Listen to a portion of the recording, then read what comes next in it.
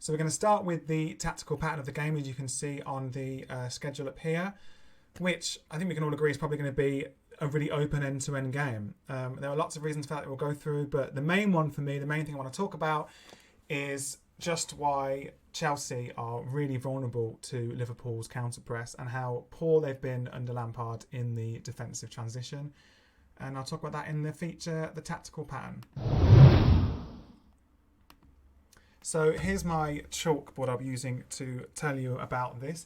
The first thing I want to say is that Lampard the manager so far has looked very much like Lampard the player, which, you know, is great going forward, but really no real interest at all in the defensive setup.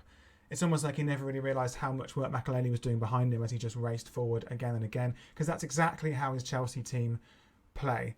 What I mean by that is that they are attacking with genuine creative freedom. You know, they roam around the place to run wherever they want to run, not really interested in how the team is structured for when the ball is lost and then the opponent just cuts straight through them. It was actually Jose Mourinho who first pointed this out on Sky Sports in Lampard's first game as manager, the 4-0 defeat to Man United, in which he made a fist in the studio and said, you've got to recompress. You can fan out, but you've got to know how to recompress. And frankly, Lampard has never learnt how to do that.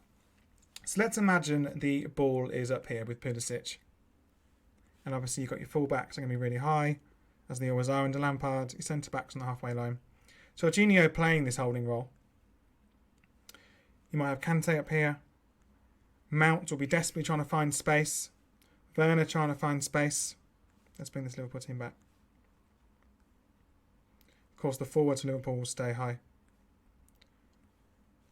But they're going to be really stretched out however they want, these Chelsea players, to try and add numbers into the box and just improvise. They're just improvising all the time.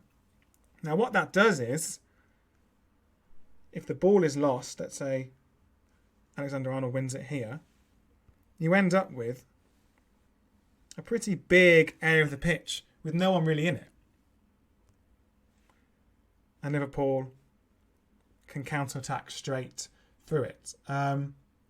It's something, as I say, we've seen all of last season, and I expect to continue seeing it. Now, when that happens, most of the time what happens for Chelsea is they start backpedaling manically. So James will drop back, Chilwell will start dropping, everyone starts dropping, but there's nothing they can do about this gap that opens here. And the more the defender backpedals, the bigger that gap gets. I'm going to show you some examples of that happening now. So this is their last game against Brighton. These are the dribbles that Brighton completed. The right-hand side is the Chelsea half. Look how many times to the middle of the pitch there, they're just cutting right through them. But an even better example is here. This is the FA Cup final. This is, in fact, 2 stills from the winning goal. They're about 4 seconds apart. So this is the counter-attack that led to the Aubameyang goal.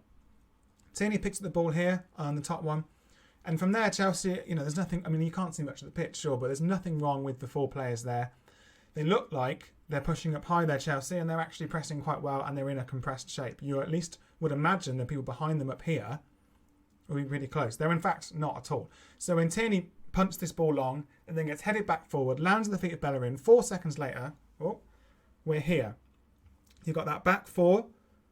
You've got 3 midfielders frantically coming to join them, and look at that gap in between them. It's absolutely enormous. And Bellerin just strides right through the middle, and that leads, I mean, we're talking, we're 5 seconds away from the winning goal here. Now, the fact that can happen in elite level football is pretty poor, and that is a really good example of what's been happening with Chelsea really all season. So here, you know, it's this frantic, it's this frantic backpedaling that I've been talking about.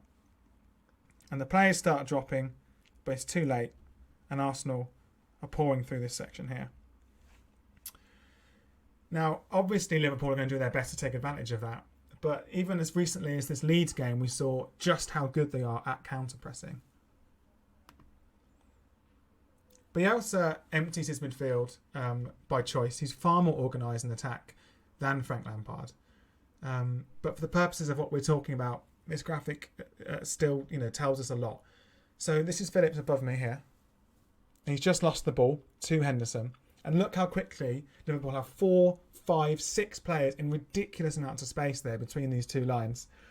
That was a huge problem for Leeds all game, and it's going to be a massive one for Chelsea too. Not because they deliberately empty midfield like Bielsa, who's doing it to overload runners in the final third. He's doing it to give support to the flanks where he bunches up attacks and has these triangle passing options all over the pitch. Lampard does it by accident because his players just roam like he did as a player. And I can really see the biggest pattern of this game being Chelsea pouring forward in those numbers and then getting caught on the break.